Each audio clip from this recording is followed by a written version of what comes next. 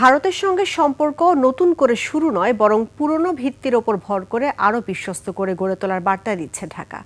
দিল্লি সফর শেষে মরিশাসে এনডিটিভিকে পররাষ্ট্রমন্ত্রী খলিলুর রহমান বলেন, দুই দেশই সম্পর্ক এগিয়ে নিতে আগ্রহী, তবে তাড়াহুড়ো নয়, ধীরে এগিয়ে আস্থা বাড়ানোই কৌশল। বিস্তারিত সুবর্ণা মেহজাবিনের রিপোর্টে। নায়াসিনামাইড ও স্যালিসাইলিক সমৃদ্ধ লিলি ফেস ওয়াশ যা ফেসের ডেড স্কিন সেল দূর করে দেয় দ্বিগুণ ফাস্টার ব্রাইটেনিং।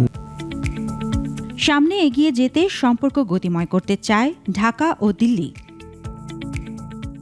সম্প্রতি ভারত সফর শেষে দেশটির গণমাধ্যম এনডিটিভিকে মরিশাসে দেওয়া সাক্ষাৎকারে পররাষ্ট্রমন্ত্রী খলিলুর রহমান নানা বিষয় নিয়ে কথা বলেছেন।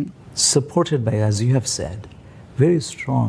পররাষ্ট্রমন্ত্রী খলিলুর রহমান জানান, বাংলাদেশ ভারত সম্পর্ক গড়ে উঠেছে একই নদী, সীমান্ত আর কাছাকাছি সংস্কৃতির উপর। তাই এই সম্পর্ক এগোবে ধীরে কিন্তু দৃঢ়ভাবে। You see, the relationship between Bangladesh and India is many centuries old.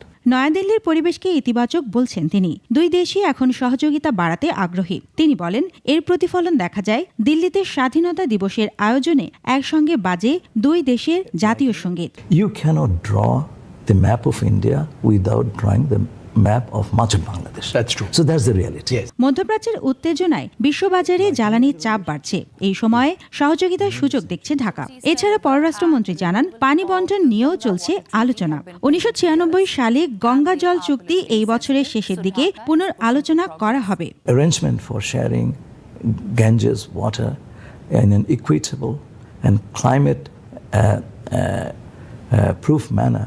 জলবায়ু পরিবর্তন দুই দেশের জন্যই বড় চ্যালেঞ্জ। এই ইস্যুতে যৌথ উদ্যোগকে ভবিষ্যতের ভিত্তি হিসেবে দেখা হচ্ছে।